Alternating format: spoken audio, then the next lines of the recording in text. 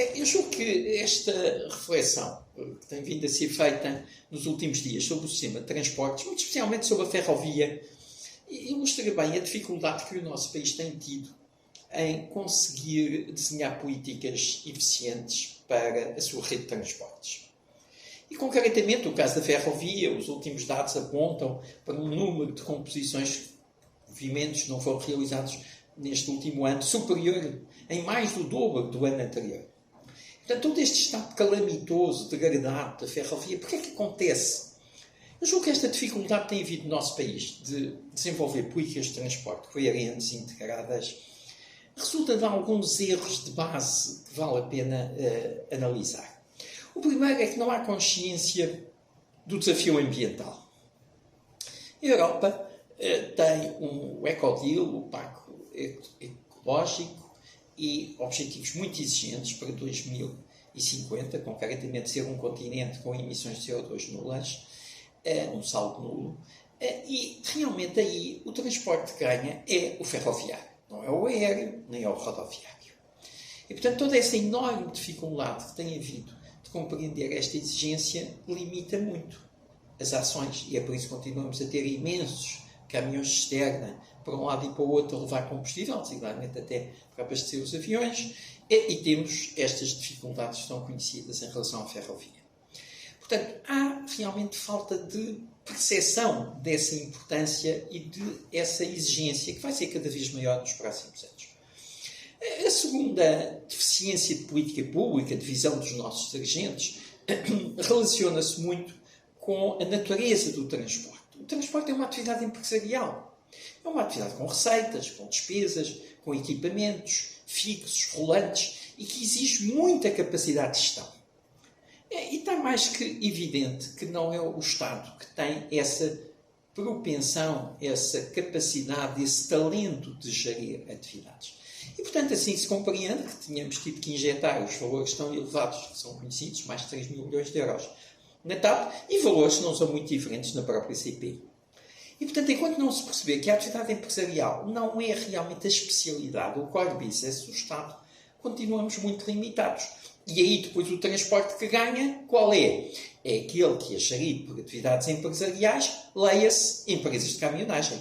Enquanto essas forem geridas de forma empresarial. Se a certa altura nacionalizarmos essas empresas todas, também aí começamos a ter o mesmo problema. E o terceiro erro, julgo que se relaciona muito com a prioridade da ligação de Portugal ao resto do mundo e à Europa. É evidente que nós somos um país pequeno, muito no extremo da União Europeia, e, portanto, é muito importante que todas as nossas políticas sejam orientadas para estarmos melhor articulados com a Europa.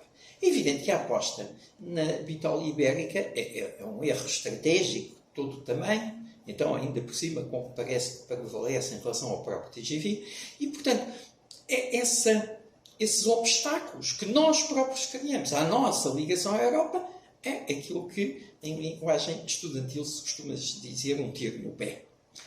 Portanto, nós temos que redesenhar toda a nossa política e o nosso sistema de transportes pensando muito nestes três objetivos. No ambiente, na capacidade de gestão empresarial e na ligação à Europa. E é por isso que estamos, de facto, numa situação de grande atraso.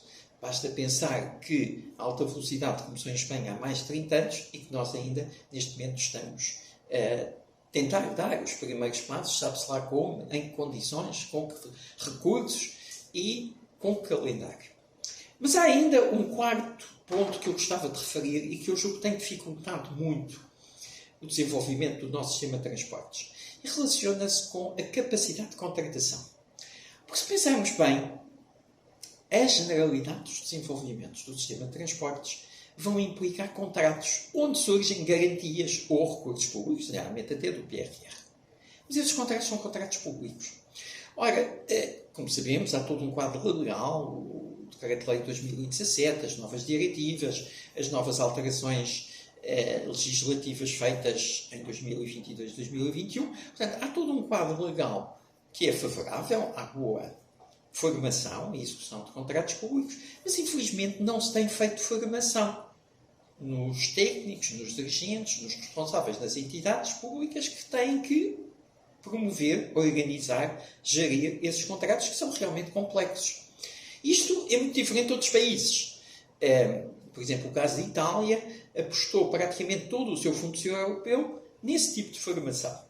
Aqui, como sabem, havia um instituto, que é o Instituto Nacional de Administração, que tinha muitas atividades reconhecidas internacionalmente de formação nessa área, mas foi extinto em 2015, 16, e praticamente a formação que hoje em dia existe nesse domínio é nula.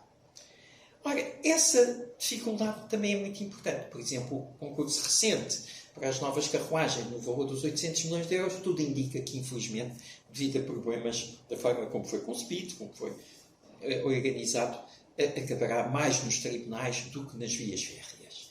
E isso está, de facto, a dificultar muito esse desenvolvimento. Todos nós sabemos as dificuldades que têm havido com os concursos abertos com as infraestruturas de Portugal no domínio do nosso sistema ferroviário.